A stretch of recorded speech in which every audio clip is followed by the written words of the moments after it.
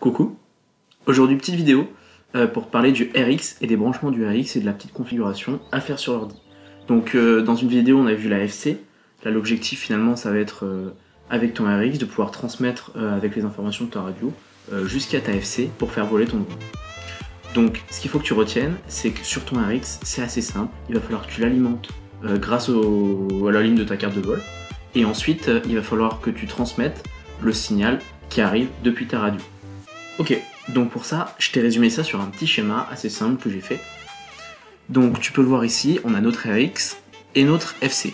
Donc l'objectif c'est de transmettre le signal jusqu'à ta FC. D'abord, t'alimentes en 5 volts, souvent c'est en 5 volts, et avec le ground, ton RX jusqu'à ta radio sur des ports alimentation adaptés.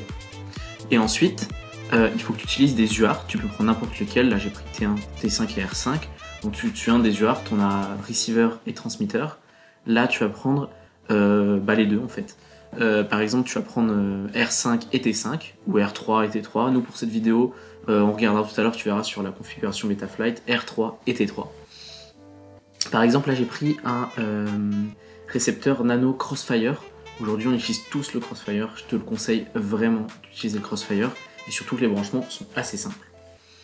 Donc tu peux voir ici que sur le Crossfire, on utilise le channel out 1 et le channel out 2.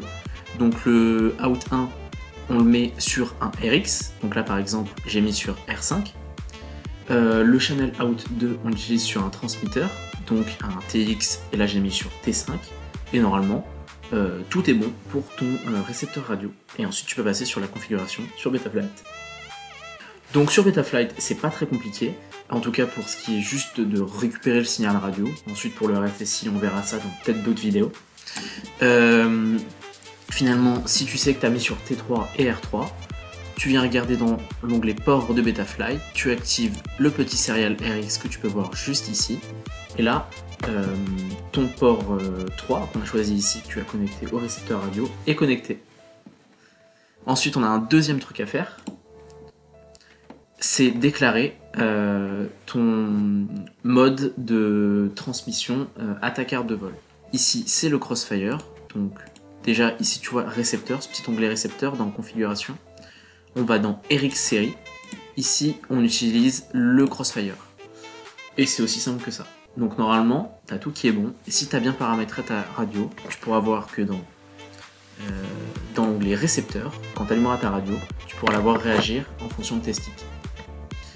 Je te parlerai peut-être dans une autre vidéo du canal RSSI, c'est pour voir la force de ton signal, mais aussi par exemple du smart port qu'on peut retrouver parfois sur certains récepteurs radio. Mais normalement avec ce que je t'ai dit, tu peux connecter facilement ton récepteur radio et faire voler ton drone assez simplement. Ok, j'ai fini pour cette petite vidéo. Tu vois, c'était assez court, le récepteur radio c'est pas très compliqué normalement, si tu sais les protocoles que tu as et si tu prends des protocoles assez simples comme le S-Bus ou le Crossfire par exemple, tu vois.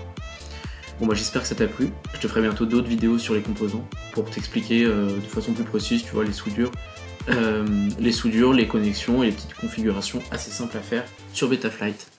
Allez, à la prochaine!